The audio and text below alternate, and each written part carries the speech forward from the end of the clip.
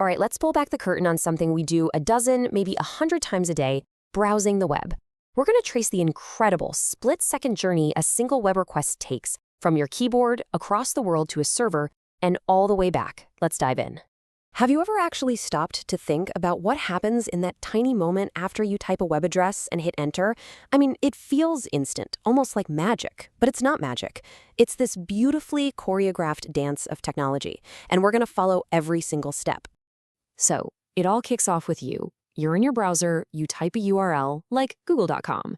That simple action, that one keystroke, is the starting gun. It launches a whole complex chain of events that brings the internet right to your screen.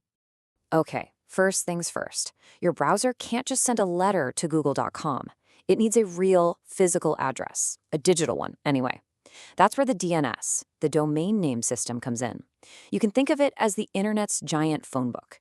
It looks up that friendly name, google.com, and translates it into a machine-readable IP address.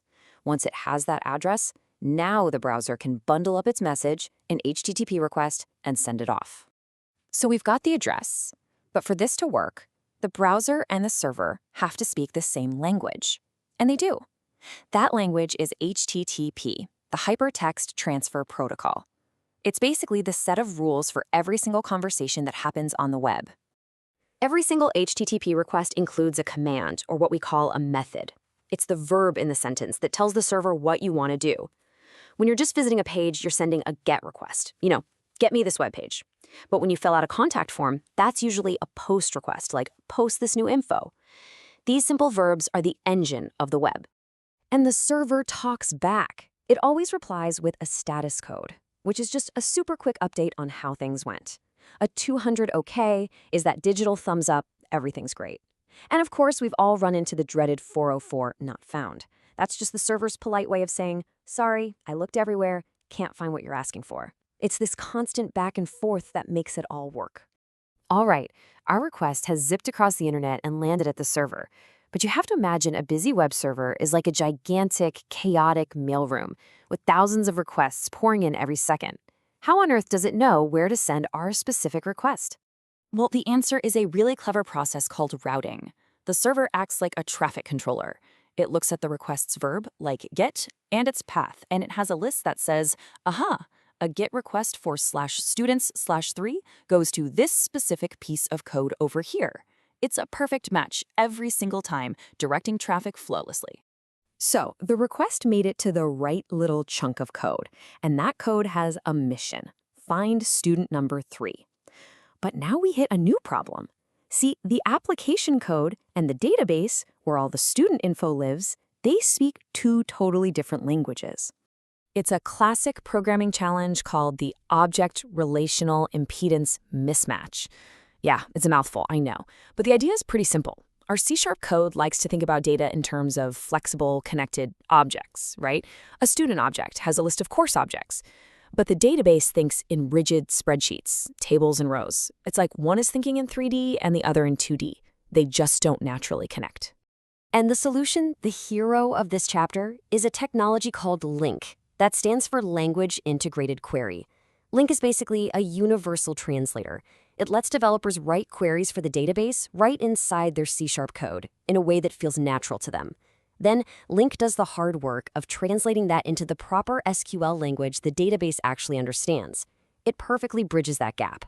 And the best part about LINQ is how simple it feels. You don't have to learn a whole new complicated system.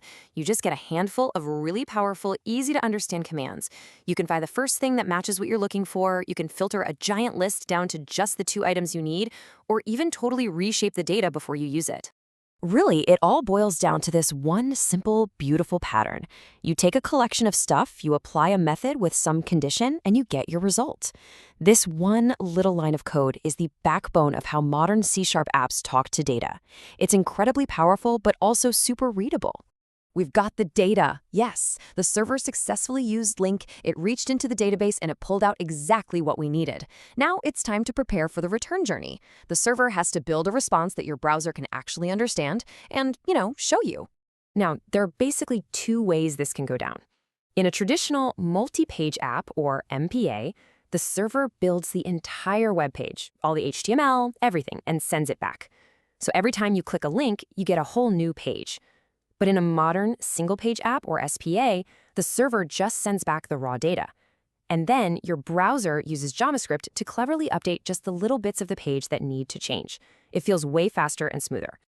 But no matter which approach is used, the final product you see is always made of the same 3 ingredients. You've got HTML, which is the skeleton, the actual structure and content. You have CSS, which is like the interior designer, handling all the colors, fonts, and layout. And then you have frameworks, like Bootstrap, which are like prefabricated design kits that make sure everything looks good and works on any device, from a phone to a giant monitor. So we followed the request from start to finish. But for this whole system to work reliably day after day, and for developers to be able to actually work on it, it can't just be a chaotic mess of code. There's an intentional design, a blueprint, that holds the whole thing together. So let's zoom out and take a look at that structure. Most modern web apps use what's called a 3-tier architecture. Honestly, the easiest way to think about it is like a restaurant.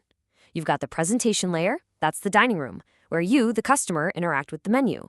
Then there's the business layer, that's the kitchen, where the chefs follow the recipes and apply all the rules. And finally, the data layer, that's the pantry, in charge of storing and fetching all the ingredients. Each layer has one very clear job. Now, the whole reason for separating things into these layers is to achieve something called low coupling. All that means is that each part should be connected, but not tangled up with the others. Think of them like Lego bricks. They snap together in a standard way, but they aren't permanently glued.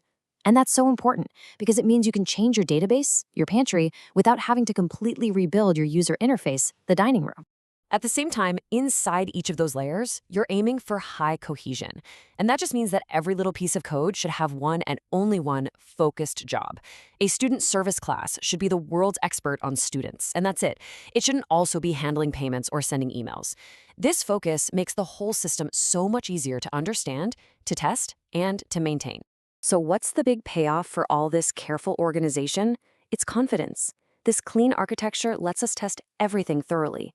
We can write tiny, lightning-fast unit tests to make sure a single tiny gear works perfectly on its own. And we can also write bigger integration tests to make sure the entire machine, from the logic in the kitchen all the way to the ingredients in the pantry, works together smoothly. And there you have it. From a DNS lookup to a link query, from a server route to a fully rendered web page on your screen. An entire journey across the planet and back, all happening in less time than it takes you to blink. Every step we just walked through is a vital link in this incredible chain. But as you think about this whole process, which one of those connections do you think is the most critical one to get right?